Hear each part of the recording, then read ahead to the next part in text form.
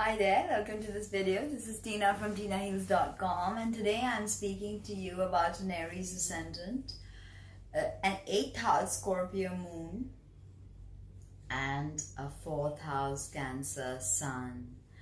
So very interesting. You have water going for two of your placements, and you have fire. You have your ascendant degree in Aries, which is cardinal fire, ruled by Mars. And you have your moon in Scorpio, which is fixed water, ruled by Mars and Pluto. And you have your sun in Cancer, ruled by the moon. Moon is not a good place. The sun in Cancer, ruled by the moon, it's cardinal as well, and it's water, it's feminine. So now with with your ascendant in Aries, it is important to understand that you are the archetype of the pioneer, the trailblazer. Okay, you're the fire starter, and you're all about initiating new things.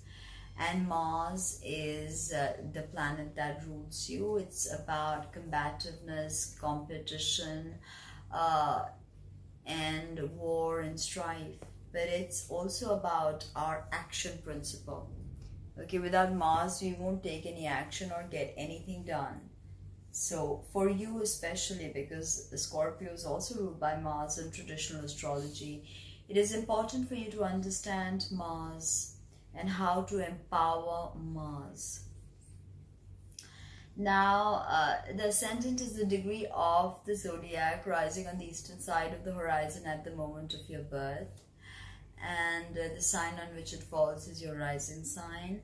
So with your ascendant in Aries, when you walk into a room, people can see the way you walk in with your purposeful stride, the edgy look in your eyes. People can see you're a leader. They can see that you're not afraid of anyone. You're not afraid of voicing your opinions. You're not afraid of stating it as it is. You like to be the dominant, and you're not afraid to show it. Okay? And oftentimes, yes, you can be very intense. You also have a Scorpio moon, so this is like the most intense placement for the moon. Most intense of all signs is a Scorpio moon. So you have very intensity, you got that going for you. Very energetic with your Aries ascendant, a lot of testosterone. So even females with this placement have more of a squarish build and like to keep shorter hair. So Aries is the infant of the zodiac, right? And so did we discuss what the ascendant means? I don't think so. So ascendant is how the world perceives you.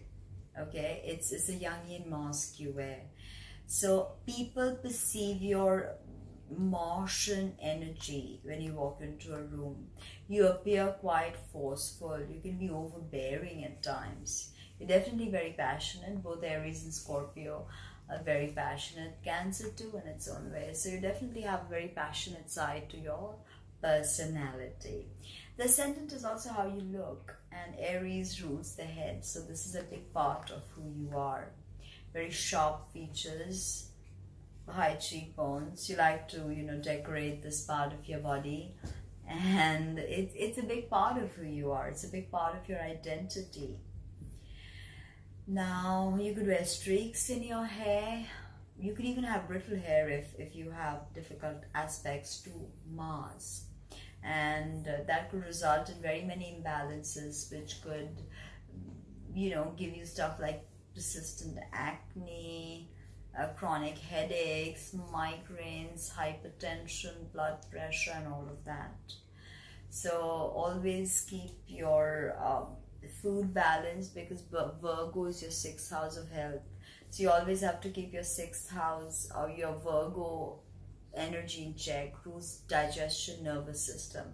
So what you put in the mouth can directly link to the head and cause headaches, cluster headaches, and anxiety related stuff. So with Aries also, there could sometimes be the questioning and worry There could be this constant questioning and worrying like Virgo, and if that happens, you don't know how to balance your tremendous physical energy and your nervous energy, then this will not be good for you and result in very many imbalances, temper, road rage, violence, secrets. We'll get to that. Now, Aries is the infant of the zodiac, and there's always a streak of selfishness with infancy because it's not an easy process growing up. But the eminent astrologer Stephen Forrest says that the goal of Aries should be enlightened selfishness. Yes, the sign is about me, but how can you be more enlightened about it? How can you help others while you're helping yourself, while you're looking after yourself?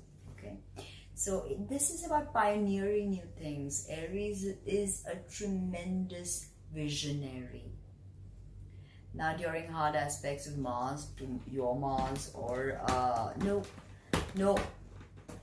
during hard aspects of Mars to your natal Mars or Moon, always be careful of accidents, road rage, and stuff like that, guns, heavy machinery, fires, all kinds of stuff like that.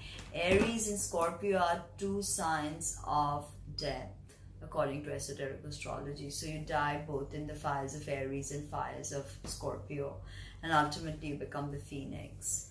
So if you empower Mars, you would have understood what it means to die and transmute again.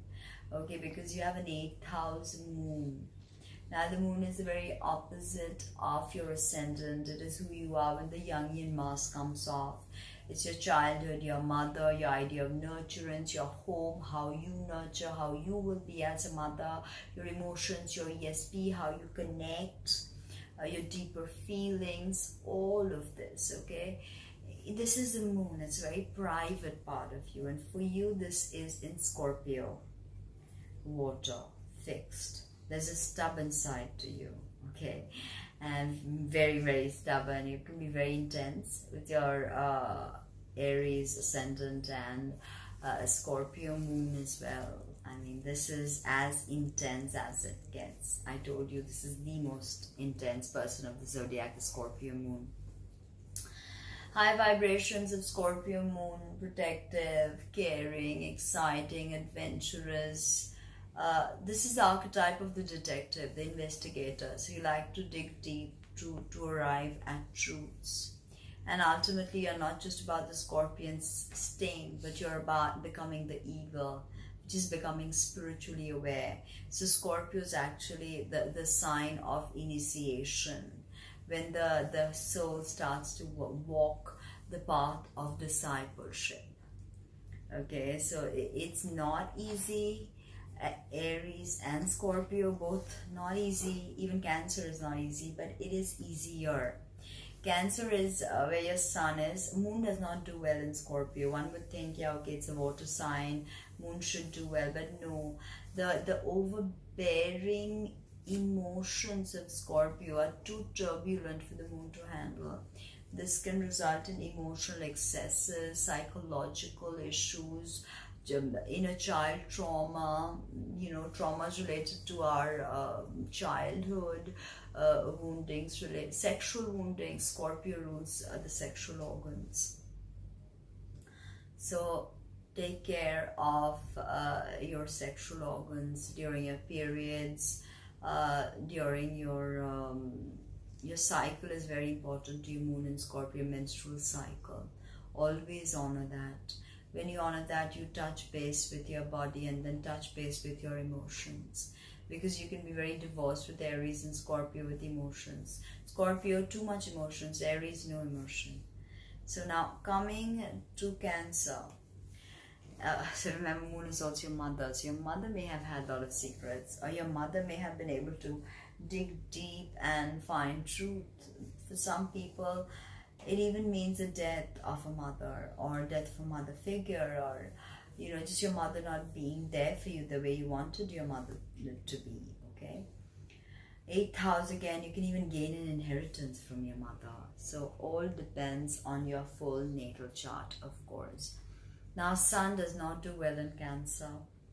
Fourth house Sun, very family oriented, very protective, very caring. That is almost like Scorpio again, very loyal, very protective, very caring, very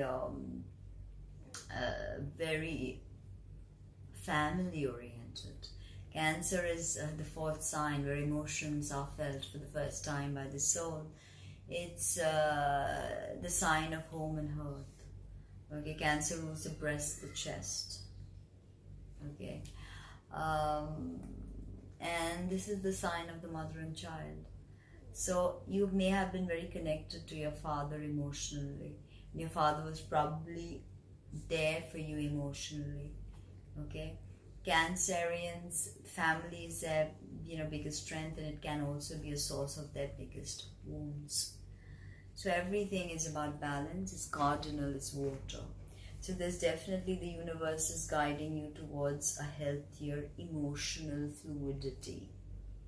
Rest, you've got the archetype of the initiator, archetype of the investigator, and Cancer is really, I would say, the archetype of someone who cares about the home. Okay, this is the homemaker in a sense. Okay, Cancer is very interested in community, in social service, very interested in not just their own families, but understanding that their community at large is their family. That is a well-balanced Cancer. Lot of occult and mystic powers with both your moon and sun in these two water signs. Psychic awareness, ESP, you could be into tarot also. You could be a healer of sorts. A lot of Cancerians are into healing, tarot, divination, and all of that. And Scorpio moon likes nothing better than to sink their teeth in some occult, witchy, esoteric knowledge. So that was a bit about Aries ascendant and Scorpio moon and Cancer sun. If you liked what you heard, subscribe please and help me do what I do. Visit my website www.tinahills.com to book a reading. Thank you.